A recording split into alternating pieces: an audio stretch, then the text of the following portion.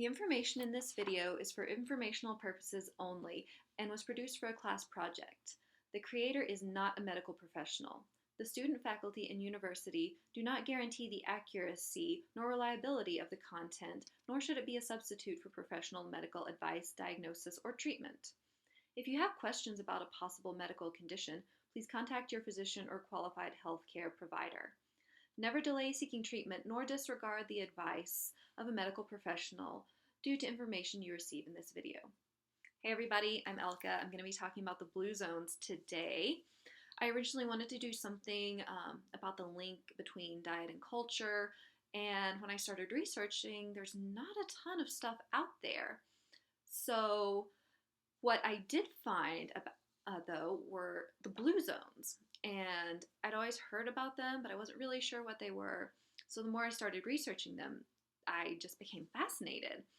So what are the blue zones? There are 4 or 5, depending on the source, areas of the world with the highest number of centenarians. In 2004, Michel Poulain defined them as homogeneous geographical areas where the population share the same lifestyle and environment, and its longevity has been proved to be exceptionally high. And I feel like people have been talking about them, or I've been hearing about them for a really long time, but research is pretty recent. It technically started back in the 70s. Ancel Keys did what was known as the 7 countries studies, and he found that certain countries had a much higher incidence of heart disease, while other countries had a much lower incidence of heart disease. So based off of his findings in 1999, several people started researching Sardinia, and Sardinia was the first one because it was the first place where the number of centenarians was actually verifiable. So where are the blue zones? Well, Sardinia was the first one to be acknowledged, and then also there is Okinawa, Japan, Ikaria, Greece, the Nicoya Peninsula in Costa Rica, and again, depending on the source, some people consider Loma Linda, California, one of the blue zones. So what criteria makes up a blue zone? Dan Buettner, who has been studying these for years and was one of the first people to really talk about the blue zones, says that all of the people get a natural physical activity such as walking or gardening. They don't go to the gym and work out. They have a life purpose. In Okinawa, it's known as Ikigai, and in Nicoya, it's known as the Plan de Vida. And this goes beyond a career or a job. It's the life's purpose. You have a sense of meaning when you get up in the morning. All of the populations have significantly decreased stress levels. They follow the 80% rule, which is pretty popular right now. You only eat till you're 80% full instead of 100%. And in Okinawa, they have a mantra, Hara Hachi Hu, to just remind themselves to only eat till they're 80% full. These populations follow a mostly plant-based diet. They practice happy hour, and they have really strong bonds with family, friends, social circles, and a pretty strong faith. And what else do these places have in common? Well, Michel Poulain said that some of their commonalities were that they were all on the sea. Most of them were islands. They were all in mountainous regions, and that could affect individual behavior, such as physical activity. It could affect society. Mountainous societies tend to be quite a bit closer. And it could affect environment. Like maybe the air was clearer, there was less pollution up in the mountains. He also said that these areas were economically underdeveloped compared to the rest of their country, so they had a chance to preserve their traditions for longer than other areas of the country did. And there's no real class gradients. All societies have classes, but these societies tended to have much more equality among the population. And Hitchcock thought that positive psychology had a role to play. He was only specifically looking at Sardinia, but he found that the older people there had less depression. They had higher reported levels of self-perceived well-being. They had higher levels of preserved cognition. and they had higher levels of participation in leisure social activities. And he made another point that in Sardinia, and this is something in common throughout the Blue Zone cultures, older people are revered. It's an honor to be an elder in these societies.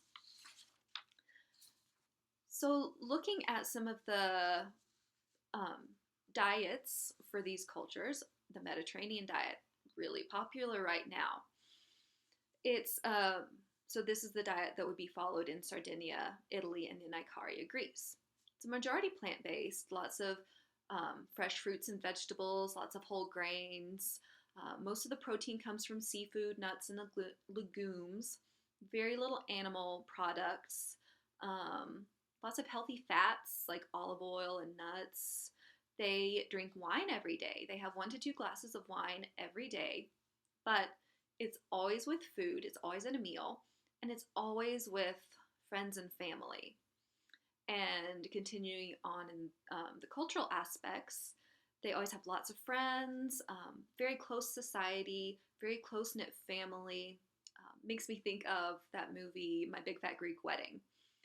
And in Greece, they have a word, diaete, which kind of sounds like diet in English, right?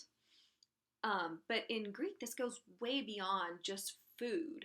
Um, this word, the literal translation is way of living. So they see all of this as a lifestyle.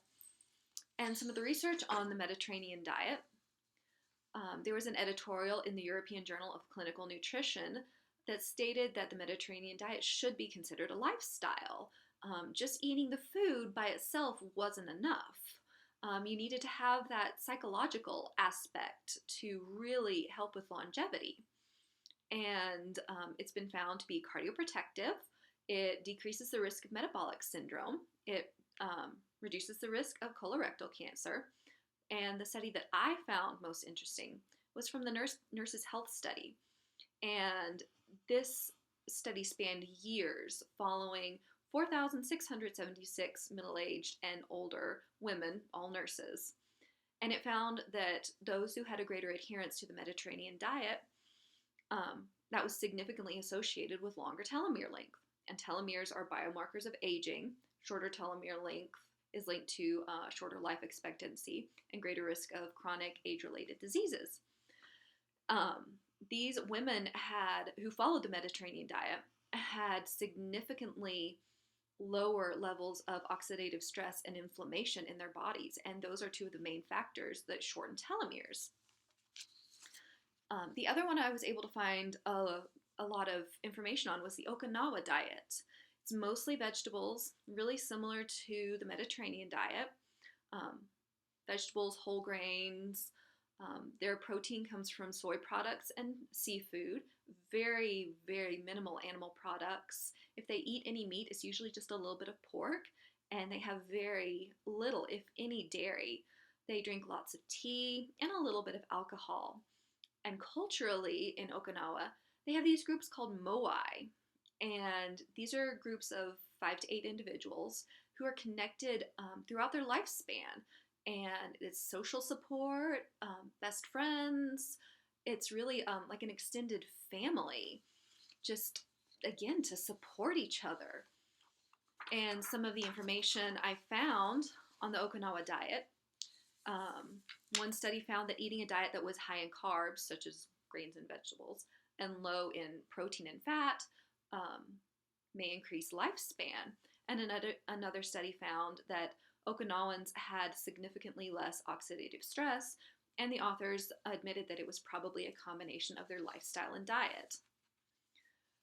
So there's these things going on right now called the Blue Zone Project initiatives. It was created by Dan Buettner, trying to get that the health aspects of this into inland communities. So right now, the Blue Zone community projects consist of a town in Minnesota, several towns in California, and 10 communities in Iowa. And they are using specific lifestyle characteristics and diet to see if these things can affect other populations, not just the populations in Sardinia, Icaria, Okinawa, Nicoya. Um, there's not enough information yet. It hasn't been going on long enough to really have any feedback yet. But I think this is something really interesting to follow. And in conclusion, I believe that diet and lifestyle are really intimately intertwined. And these blue zones were just fascinating to me. And I feel like it really perfectly represented this. Just so interesting how it's not just diet that it can increase longevity, but that's not all it is. You need to have that lifestyle and all these other factors, and it's everything that comes together um, that really increases longevity.